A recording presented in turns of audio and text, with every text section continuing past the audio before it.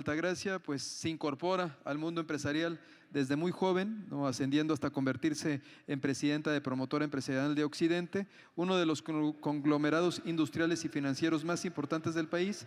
Este consorcio es propietario, entre otras cosas, de Minsa, Almer, HIG, y es una de las 5 principales desarrolladoras inmobiliarias del país.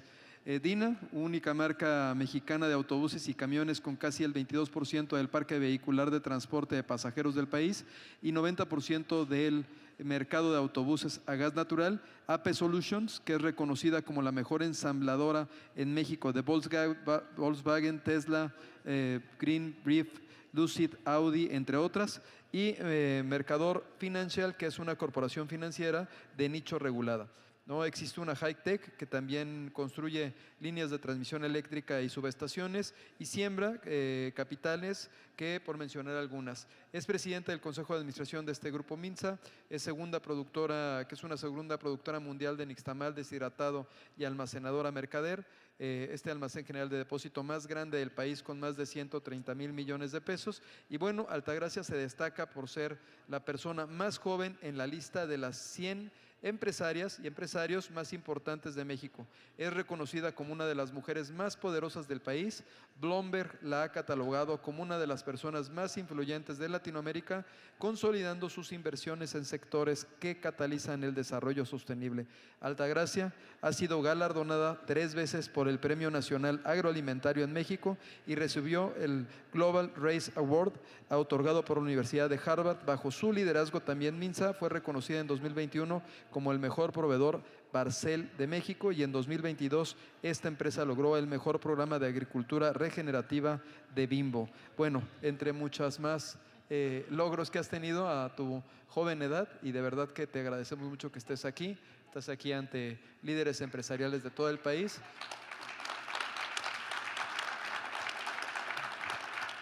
Y también pues me acompaña nuestro consejero presidente Héctor Tejada y por supuesto nuestra vicepresidenta regional Alondra, quienes van a estar aquí contigo conversando. Y pues quisiéramos que nos platicaras un poco del tema de nearshoring y de la perspectiva que tiene la candidata Claudia Sheinbaum en cuanto a las políticas públicas que se puedan llegar a impulsar. Adelante. Muy bien.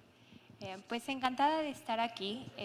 La doctora me encargó mucho que viniera al evento, pues por una parte porque es la agenda que yo coordino precisamente desarrollo económico regional y relocalización, pues que es la palabra en español para nearshoring, y por otra pues porque la mayoría de ustedes, si no es que he tenido el gusto de conocerlos, pues con muchos de ustedes incluso trabajo. Mis compañías son o clientes o proveedoras, etcétera, etcétera. Entonces siempre es un gusto estar pues con compañeros de oficio. La doctora Sheinbaum hizo, creo que 2 cosas muy atinadas. Uno es que separó sus equipos.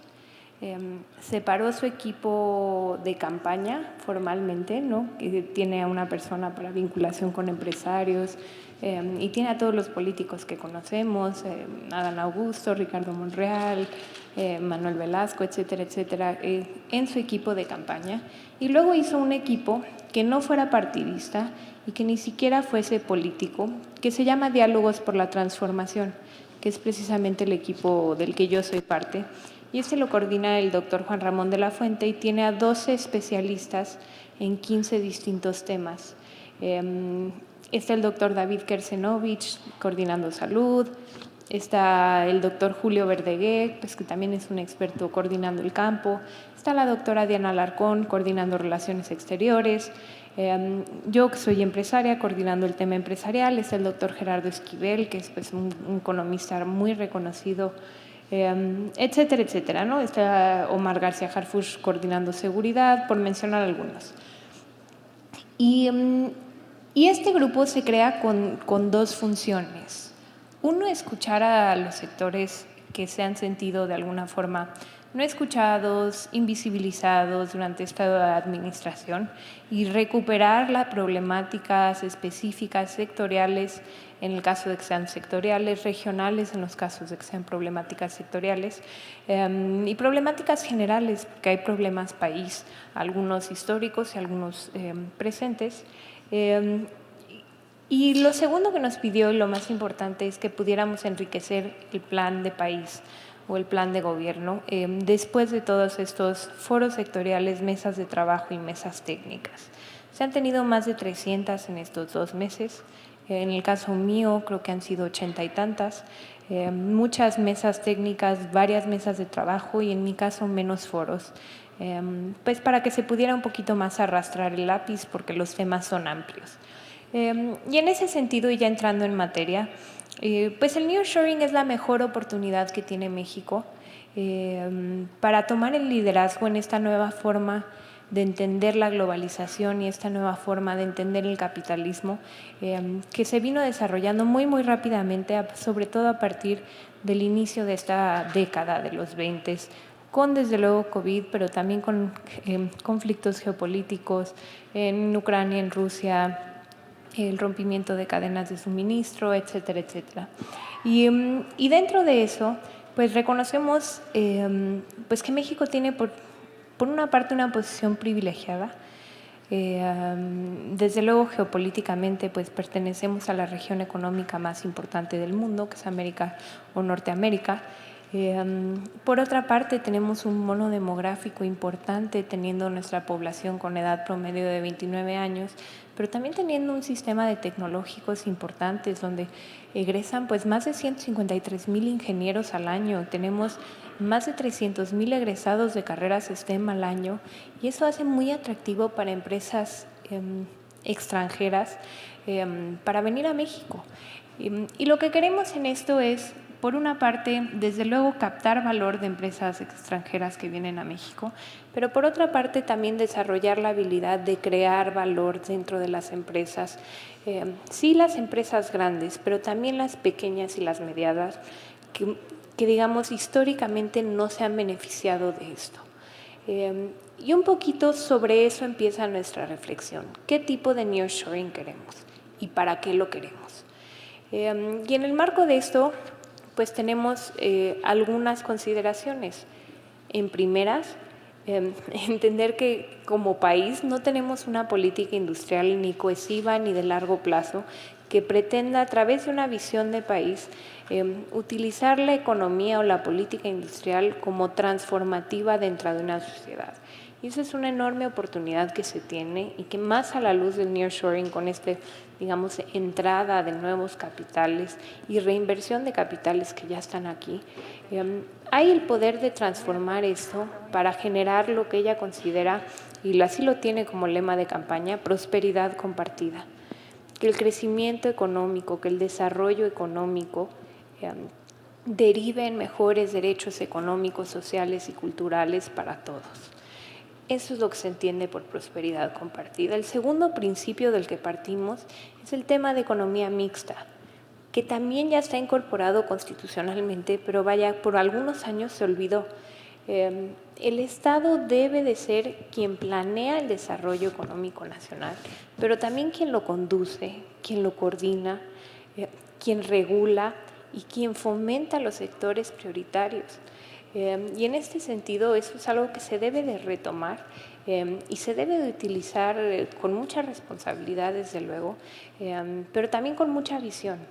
Porque más allá de los 5 sectores del diálogo de alto nivel que serán prioritarios para México en los próximos años, que es el tema de semiconductores, pero también el electrónico, también la electromovilidad y la automotriz, también el sector farmacéutico y de dispositivos médicos y por supuesto la agroindustria, pues hay otros sectores que históricamente en el presente y que en el futuro seguirán siendo estratégicos y prioritarios para México y así se deben de considerar.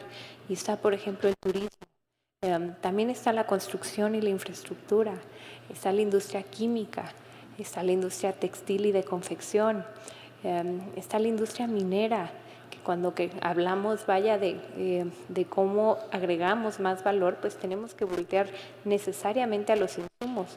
Y está la industria logística, por mencionar algunas. Infraestructura y energía, que son industrias llaves, porque generan riqueza en sí misma, pero también habilitan a otras o posibilitan otras inversiones. Y en ese sentido se está trabajando para determinar políticas públicas dentro de cada uno de estos sectores estratégicos que precisamente nos lleven a cumplir con ciertos objetivos, tomando en cuenta este tema de prosperidad compartida. Y los objetivos son 3 o 4. La primera es inclusión. ¿Cómo hacemos para que en este nearshoring se incluya a los que nunca se incluyen? ¿Cómo hacemos para que incluya mujeres? ¿Cómo hacemos para que incluya jóvenes? ¿Cómo hacemos para que incluya MIPYMES? ¿Cómo hacemos para que incluya a estados que nunca incluimos? ¿No? Actualmente el 70% de la inversión extranjera directa se concentra en 7 estados del país. Y desde luego tenemos que romper esa inercia para que el nearshoring nos ayude a cerrar brechas de desigualdad y no abrirlas más. El segundo principio es innovación. ¿Cómo hacemos para agregar más valor y para que no nos vean como la manufactura barata del mundo? Que además ya no somos, ¿no? Con la reforma que se hizo y desde luego se hizo además de acuerdo con todos los empresarios. Y en ese sentido pues tenemos varios retos. Lo primero es, si no queremos tener mano de obra barata como no la queremos tener, entonces todo lo demás tiene que ser barato. Y ahorita es muy caro, ¿no? Y estaban hablando aquí en el panel anterior de los costos logísticos, de los embudos que hay por falta de patios multimodal, por falta de distinta infraestructura en puertos, en carga, en puertos, en aeropuertos, en carreteras, ferrocarriles para trasladar cargas, etcétera, etcétera. Pues eso es algo que debe de ser prioritario, que nuestros costos competitivos logísticos sean más bajos. Y para eso pues se requiere una inversión en infraestructura que históricamente en el país ha sido muy baja, y después entraremos a cuál es la idea para esa infraestructura estratégica. En el tema de, y en innovación, desde luego habrá metas progresivas de transferencia tecnológica vinculada con ciertos incentivos en capacitación, que también es algo que les platicaré después, pero ahí hay un plan pues muy ambicioso en el sentido de, ahorita tenemos convenio con 890 empresas tractoras para la educación dual. Y la educación dual, sobre todo en escuelas medias superiores, pero también en superior, se tiene que convertir en la regla general y no en la excepción. Porque a pesar de estos números que decía de ingenieros y de carreras STEM, etcétera, etcétera, la realidad es que arriba del 60% de las empresas siguen considerando que los jóvenes no tienen la suficiente preparación y la suficiente especialidad. Y ahí sí, como gobierno, nos toca que la transición del joven a la escuela, al trabajo, oficio, profesión o negocio de sus sueños, se haga de forma correcta y se logre. El tercer principio que se seguirá es el tema de sostenibilidad. Y en sostenibilidad un poco hablamos del análisis holístico que deben de traer las inversiones de mexicanos y de extranjeros que lleguen. ¿Cómo afecta desde luego a la compañía y a los clientes y cómo hacemos para que sea rentable financieramente? Pero también cómo afecta a las comunidades y a los colaboradores para que haya impactos positivos de las inversiones holísticamente y que estos impactos además se puedan traducir en rentabilidad, ¿no? Que ese es el mayor reto. ¿Cómo hacemos para que esto sea no solo benéfico moralmente, éticamente, socialmente, sino que esto se traduzca para las empresas en rentabilidad? Y el último principio que estamos utilizando es vocaciones regionales. Estamos haciendo una estrategia nacional de relocalización en función a planeaciones por región, por sector y por vocación. Y en ese sentido, ¿qué queremos decir? Pues que las inversiones tienen que apalancarse de los lugares o de las comunidades donde llegan, no pelearse con ellos.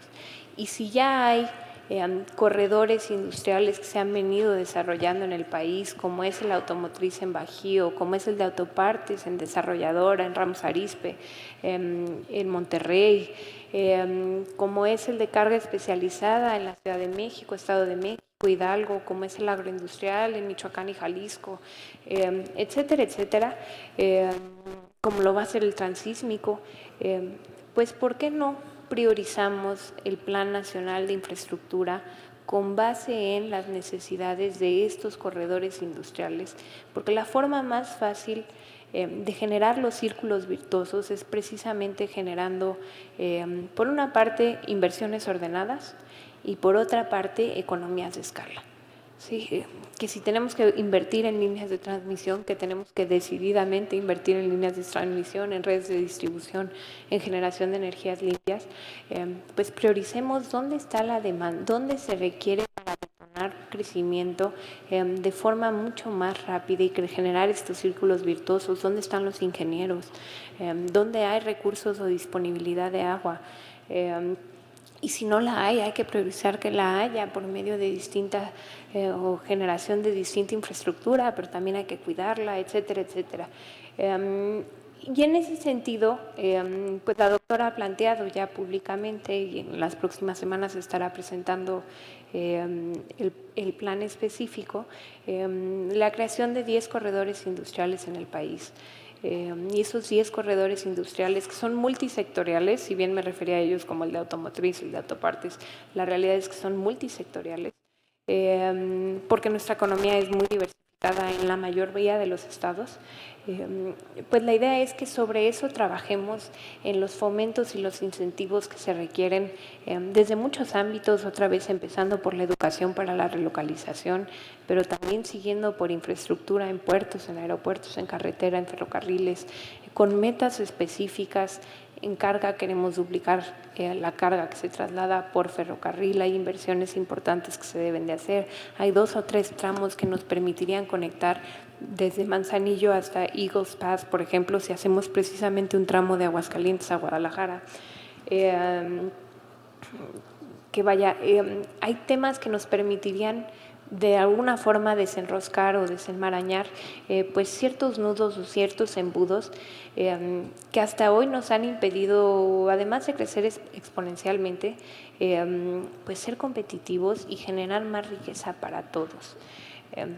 No sé si quieran que siga explicando, quieran preguntas y respuestas, no sé qué tanto se tenga que interactuar con ustedes yo tres. Creo no que sé. sí, nos sigues explicando y después le pediría claro que sí. un pequeño comentario a Claro Londra, que sí, nuestro, y claro obviamente que también sí. lo acompañado de Desde luego. Héctor. Bueno, entrando en materia sobre la política industrial en México ya específicamente, ¿qué es lo que tenemos? Porque de eso partimos. Y otra vez, partimos de que no tenemos una política industrial con visión a largo plazo y cohesiva, pero sí hay el programa del IMEX, por ejemplo, que es uno pues, de los grandes fomentos que creó la industria automotriz en el país con mucho éxito.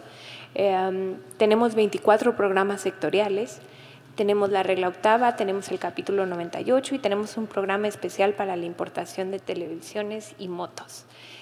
Esa es nuestra política industrial, toda. Luego tenemos nuestra política comercial. Y dentro de ella pues tenemos desde luego los tratados de libre comercio que hemos suscrito, tenemos APRIS, y luego tiene la facultad de Secretaría de Hacienda pues de emitir las normas oficiales mexicanas, las normas mexicanas, entre otras cosas. Y luego tenemos los 2 decretos fiscales, que es el del transísmico y el de relocalización. Y sobre ellos vamos a construir, ¿no? Hay mucho campo de mejora, tanto en los decretos fiscales como en las propias políticas industriales y las políticas comerciales. Por una parte el tema de la actualización, desde luego, pero por otra parte el tema otra vez de imprimirle la visión que se requiere y lograr que precisamente pueda bajar esto hasta a las empresas grandes, sí, pero sobre todo a las medianas y a las pequeñas. ¿Qué otra cosa se requiere? Desde luego infraestructura. Nunca va a haber igualdad si no hay infraestructura.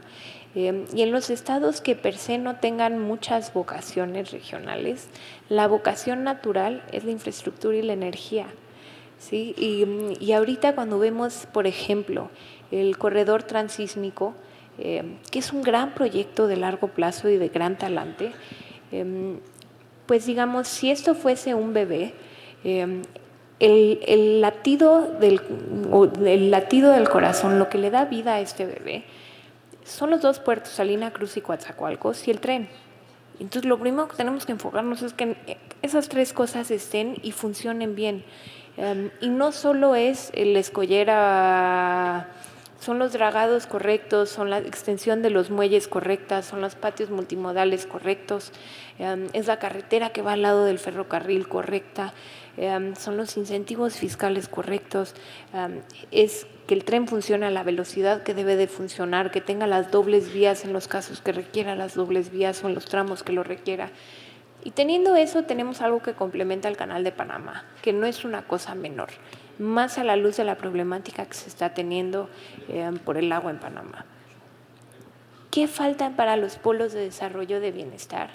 Pues falta esperarnos esos 9 meses para que nazca el niño. Y no hay que querer correr en eso. ¿Qué se puede hacer el día cero? ¿No? Invertir en energía y en infraestructura, que otra vez como industria son valiosas en sí mismas. Pues vaya, Oaxaca es naturalmente tiene esta vocación energética de energías renovables. Ayer me comentaba Sempra que anunciaron una inversión que no es en Oaxaca, pero es de 350 megas eólico en Tecate, que es uno de los corredores que se están viendo en el norte del país. Y es algo que nos da muchísimo gusto porque haciendo la transición de qué otra cosa se necesita como política industrial y qué se va a tener,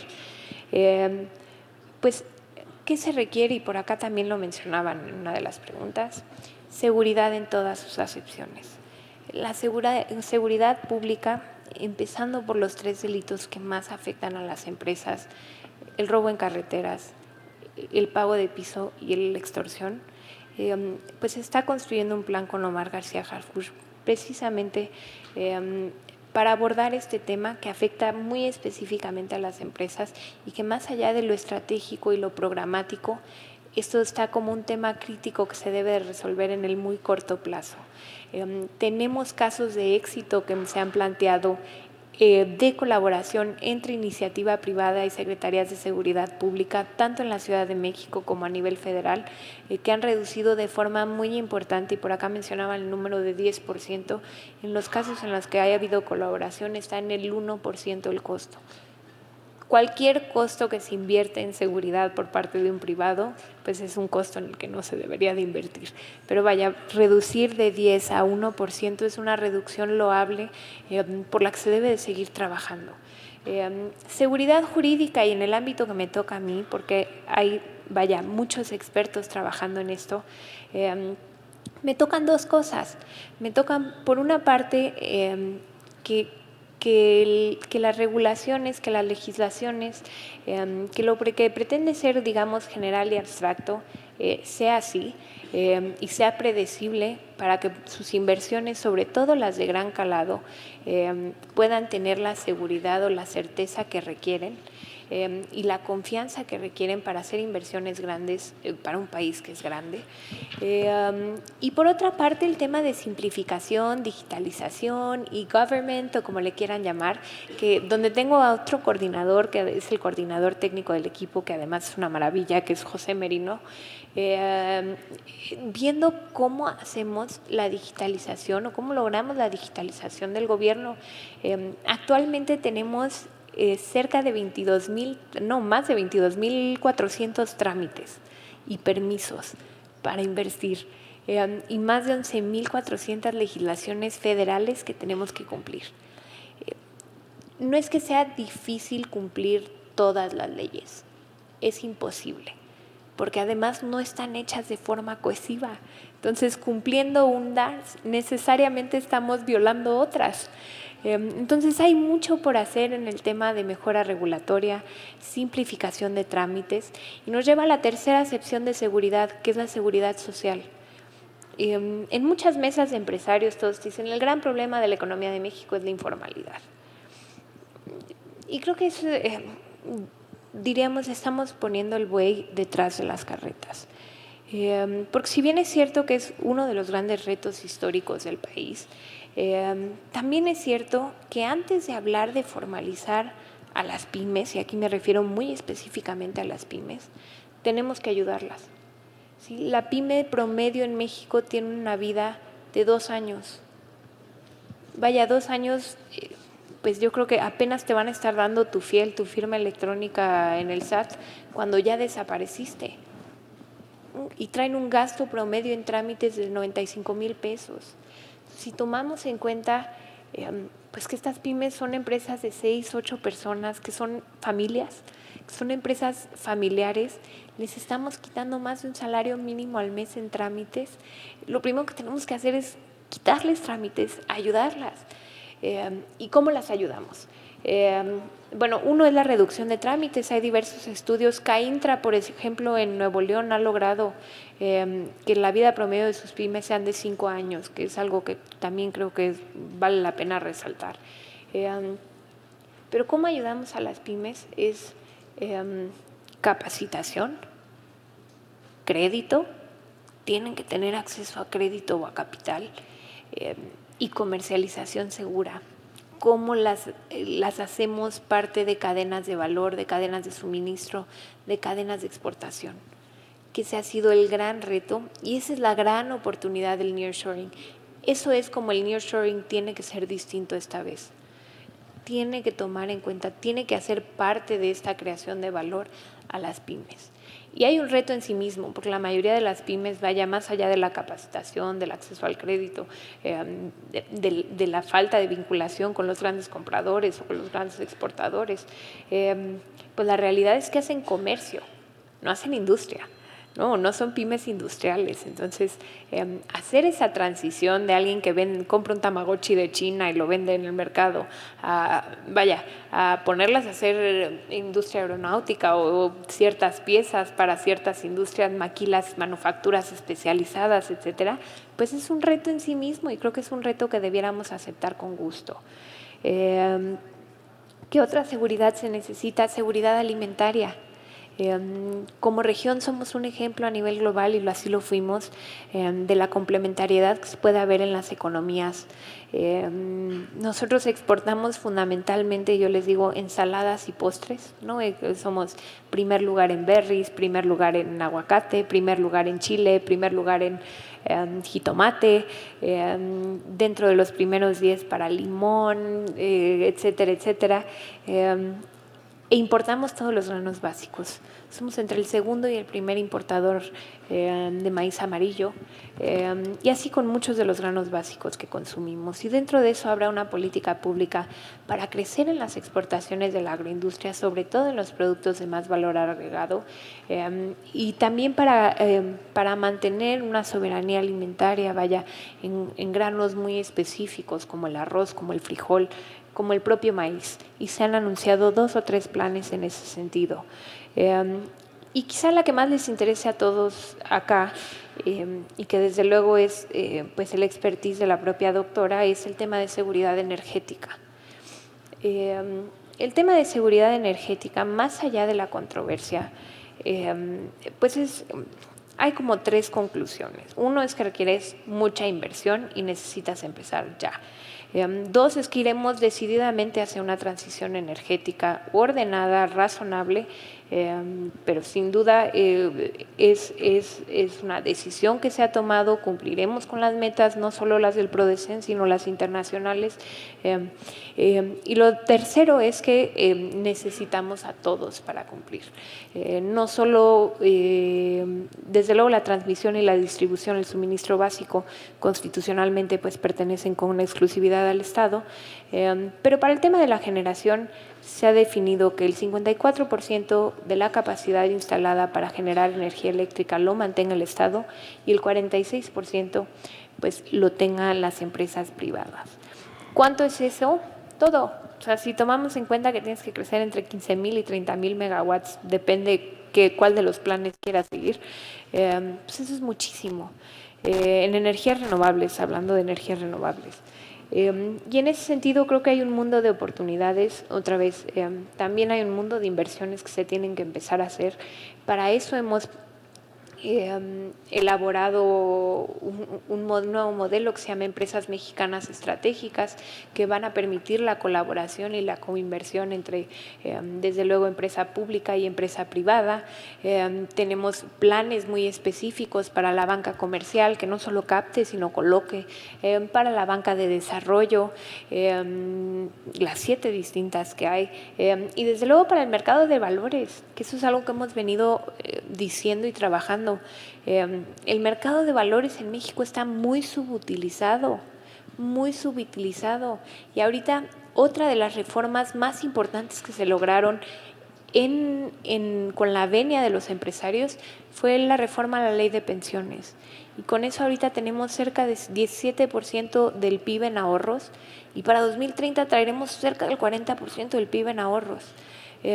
Esos ahorros se están yendo a proyectos internacionales, y la verdad es que pueden ser unos grandes aliados del desarrollo por medio de CECADES, por medio de fibras, por medio de las mismas empresas mexicanas estratégicas. Si hacemos 3 cosas: 1, presentamos buenos proyectos; 2, si podemos subir el cajón de lo que pueden invertir en infraestructura estratégica; y 3, si encontramos mecanismos de transparencia, también te van a ayudar a garantizar que estos proyectos de gran calado pues no sean sexenales, que sean precisamente transeccionales, y que cumplan con sus cometidos, que se pueda transformar un CECADE en una fibra, desinvertirse, etcétera, etcétera. Eso es para el tema de la seguridad. ¿Qué más se requiere? Bueno, algo de planeación, se requiere algo de ordenamiento territorial, se requiere agua, se requieren servicios, transporte público, etcétera, etcétera. Para cada una de esas cosas hay un proyecto, algunos se vislumbran ya dentro de los 100 puntos de la doctora Sheinbaum, la construcción de 500,000 viviendas cerca del hogar, el impulso hacia la electromovilidad decidido, que nosotros hemos decidido empezar por el transporte público. Decíamos, a ver, ¿queremos ir hacia la electromovilidad? Sí, bueno, palomita, check. ¿Cómo queremos ir hacia la electromovilidad? Más allá de que hay mucha infraestructura que se tiene que hacer para que se pueda hacer esta transición a electromovilidad, etcétera, etcétera, dijimos, a ver, ¿lo queremos hacer subsidiando Teslas, por ejemplo, ¿no? Con el esquema de Estados Unidos, que están dando $7,000 por un coche eléctrico? Pues dijimos, no, realmente no queremos subsidiar Teslas. Por decir Tesla, una marca, pero Chery o cualquier otra de los coches eléctricos, BYD, etcétera, etcétera, ¿no? ¿Cómo sí queremos empezar con la electromovilidad? Dijimos, bueno, con el transporte público llegas a 50 millones de personas. ¿Por qué no empezamos por proyectos de electromovilidad en 10 ciudades, por ejemplo? Y tenemos por ahí un proyecto bien interesante para que haya electromovilidad, pero para que también haya desarrollo de la industria de electromovilidad en el país. Que si bien estamos bien apalancados en la industria automotriz, este cambio, que es el cambio más importante pues, en la historia, o quizá en los últimos 100 años para la industria automotriz, ¿cómo hacemos ese brinco con ellos? Y lo hacemos de forma exitosa, entendiendo que es bien difícil, que es bien diferente el proceso de producción de automóviles de combustión interna que el proceso de producción de automóviles eléctricos, porque aquí mucho de lo que hacemos es ensamble, y precisamente el ensamble es algo que en automóviles eléctricos pues requiere muy poco empleo, es muy automatizado. Y en ese sentido fue como dijimos, bueno, pero también podemos desarrollar los semiconductores. Si bien están haciendo con el CHIPS Act, por ejemplo, las obleas en Arizona, bueno, pues nosotros podemos hacer el ATP, y se están desarrollando pues cadenas de producción local importantes en Baja California, en Sonora, etcétera, etcétera. Y bueno, yo diría lo último para dejar pues que me hagan un poco las preguntas es el tercer pilar de todo esto, porque ya me metí un poquito a financiamiento sin querer queriendo. Bueno, me faltó infraestructura digital. Para poder tener el tema de simplificación, digitalización y government, como le queramos llamar, es súper importante que logremos nuestra meta de Internet para todos. es súper importante que haya conectividad, no solo por población, sino por territorio, que todo el territorio de México esté conectado, las zonas rurales también y no solo las urbanas. Y en ese sentido ahorita tenemos pues 2 proyectos grandes, uno que iniciaron en la administración pasada con Altán en 2015 con la red compartida, que era un sistema de red que se pretendía duplicarla, el despliegue de fibra óptica y ser una red mayorista. Nunca funcionó del todo. Y el otro es el proyecto de Internet para Todos, que precisamente se hizo en alianza con Starlink, esta compañía de Elon Musk y CFTI, que también ha cumplido con ciertos objetivos en redes móviles. Pero ahí tiene que haber un impulso decidido, porque otra vez, lo que no puede pasar es que migremos todos estos trámites en relación con gobierno a digital y que haya personas excluidas debido a eso, ¿no? Que lejos de ser un gobierno más cercano y más ágil y más transparente, menos corrupto, porque no tiene discrecionalidad en el caso concreto, que sea más. Entonces, en ese sentido, pues la infraestructura digital también será uno de los grandes proyectos de la administración. Y lo último es, otra vez, discutiendo lo que se requiere para la política de atracción de inversión, la política industrial, la política comercial, discutiendo cómo se van a financiar estos grandes proyectos de infraestructura estratégica, que todos pueden consultar dentro de los 100 puntos, no me meto puerto por puerto, pero también hay algunos de los que por aquí mencionaba el panel pasado, Ensenada, Puerto Progreso, Manzanillo, Lázaro Cárdenas, Guaymas, etcétera, etcétera. Veracruz, que tiene el 60% de los autos que se exportan, importan, etcétera. Más allá de decir específicamente los proyectos carreteros de ampliación, de libramientos en las fronteras, etcétera, lo que sí les diría es que el tercer eje, que es igual de importante, es cómo vamos a colaborar los públicos y los privados, porque la colaboración que se requiere no solo es necesaria, es conveniente, pero también tiene que ser constante. Viene el reto de la revisión del TEMEC en 2026, por mencionar una cosa. Y en ese sentido nos toca desarrollar una nueva forma de convivir, en donde desde luego se sientan escuchados, pero también se hagan escuchar, y también tengamos una oportunidad de tener coincidencias y trabajar sobre esas coincidencias, pero también de diferir, ¿no? También de diferir. No estaremos de acuerdo en todo, no estaremos de acuerdo siempre. Y creo que debe de haber la capacidad, por una parte, yo les digo, de trabajar este tema de convencer en vez de vencer, ¿no? De que se premie más el saber generar consensos. ¿Te gusta el partido o no te gusta el partido? Los problemas no se deben de partidizar. Sí politizar para que se haga algo al respecto, pero no partidizar. Y por otra parte, quizá más importante, es tenemos que aprender a trabajar con gente con la que no estamos de acuerdo del todo. O sea, no se puede estar de acuerdo entonces. Si esa es la premisa para poder trabajar juntos, entonces no trabajaremos mucho. Y no digo con este gobierno, digo en general. O sea, tenemos que aprender a trabajar sobre los consensos que hemos generado, digamos, y con la habilidad de ir convenciendo en el camino. Y es ida y vuelta, creo, otra vez, y aquí lo hablo un poco como empresa. Imagínense que no se hiciera algo en la empresa porque un trabajador no quiere, o porque alguien del consejo directivo no quiere o no está de acuerdo en una cosa. Se debe de aprender a generar consensos. Esto quiere la mayoría, vamos caminando en ese sentido y vamos haciéndolo de la mejor manera juntos.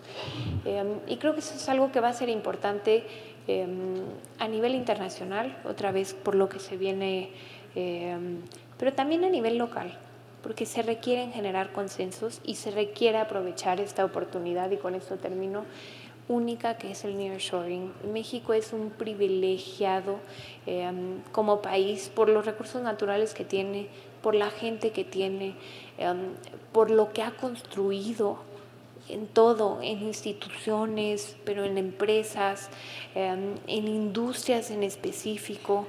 Y ya que les dije cómo queremos tener el nearshoring, déjenles digo lo que no debemos permitir.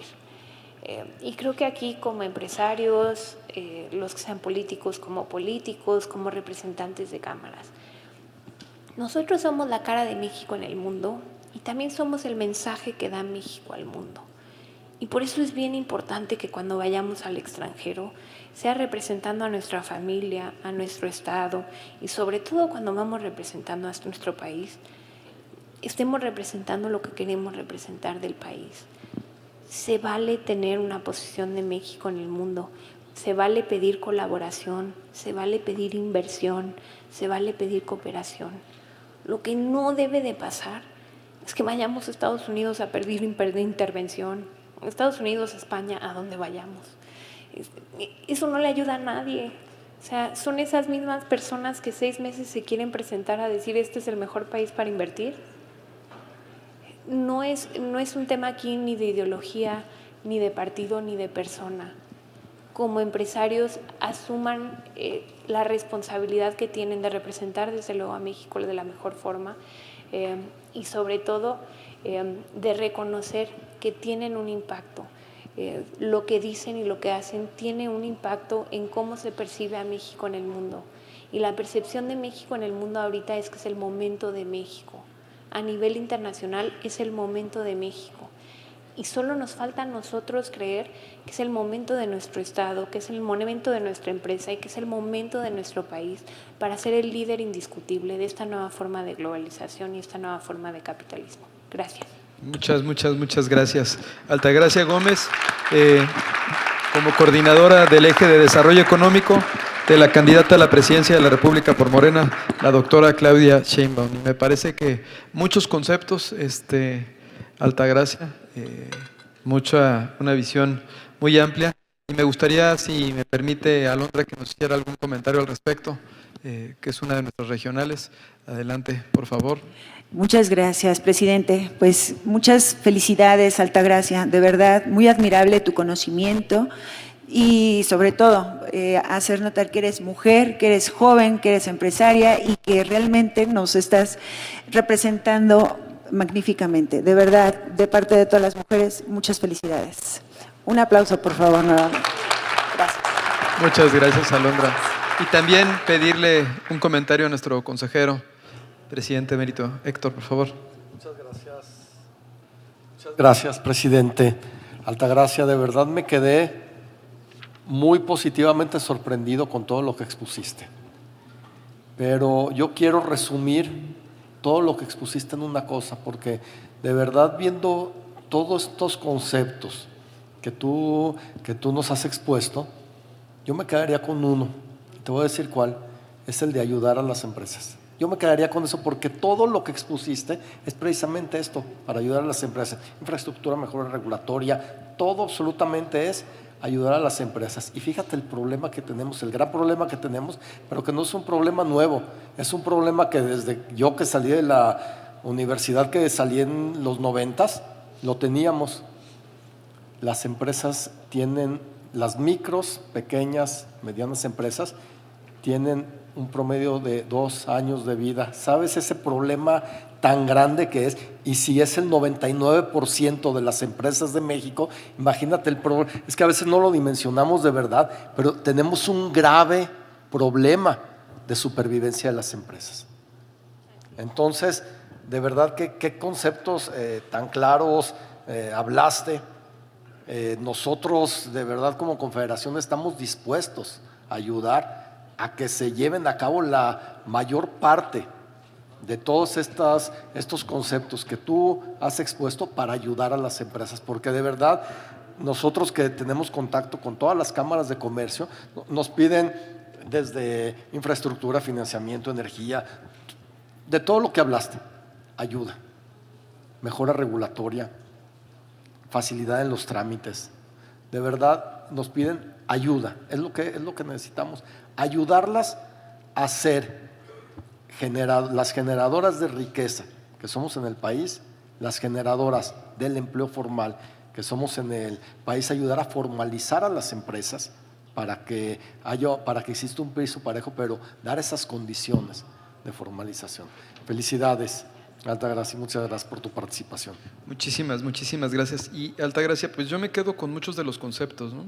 Desde la parte que abordas de la infraestructura, del financiamiento, realmente compartimos el pensamiento en cuanto a la formación y la innovación, la inversión en nuestro bono demográfico, pero para que genere procesos de valor agregado y actividades de valor agregado, y eso pues forma parte de lo que representa esta organización, que representa el sector de comercio, los servicios y el turismo.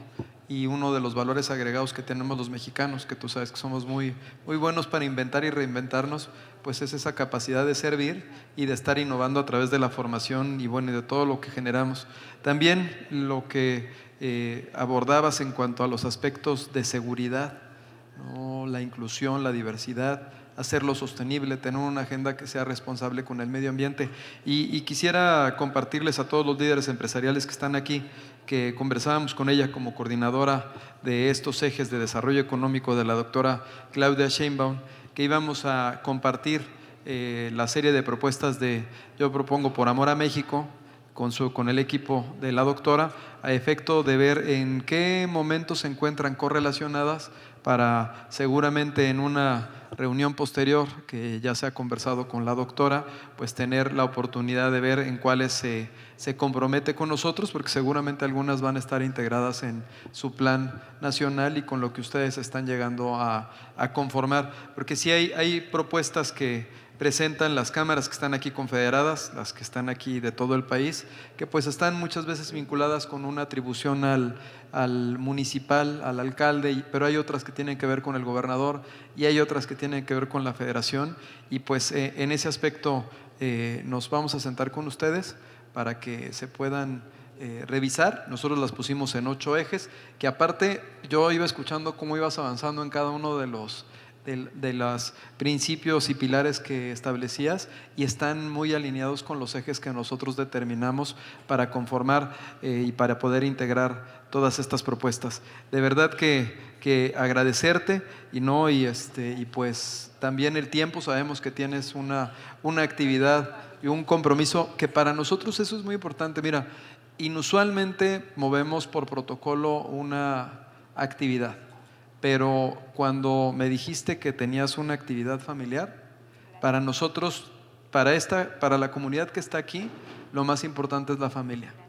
Y la familia está por encima de todo porque es la base de esta sociedad. Y lo decíamos ayer, ¿no? Nosotros estamos aquí porque nos dicen, ¿y estos locos por qué están aquí? Igual que tú, porque eres una empresaria muy joven y destacada, pero ¿por qué estamos aquí? Pues estamos por nuestras familias, estamos por nuestro país. Estamos por los que no conocemos, porque hay muchos que lo que tú platicaste les va a impactar o los va a impulsar igual que lo que nosotros hacemos. Y sabes sobre todo por qué estamos también, por el futuro de México. Entonces queremos darte las gracias y darte un pequeño reconocimiento por parte de la organización. Muchas gracias. Daniela Martínez, como nuestra vicepresidenta de Mujeres Empresarias, de verdad que muchas gracias.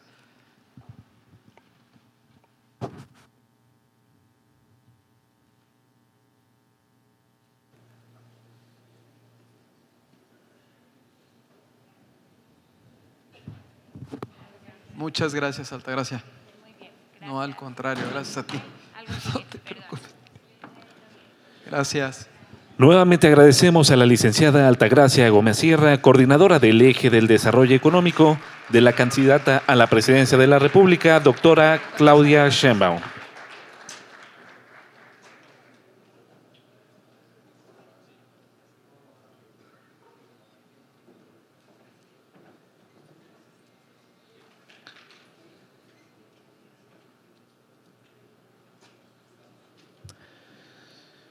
Y estamos a punto de comenzar con el siguiente panel de clientes y proveedores, experiencias y lecciones aprendidas para las pymes. Así que le pedimos por favor a la maestra Daniela Martínez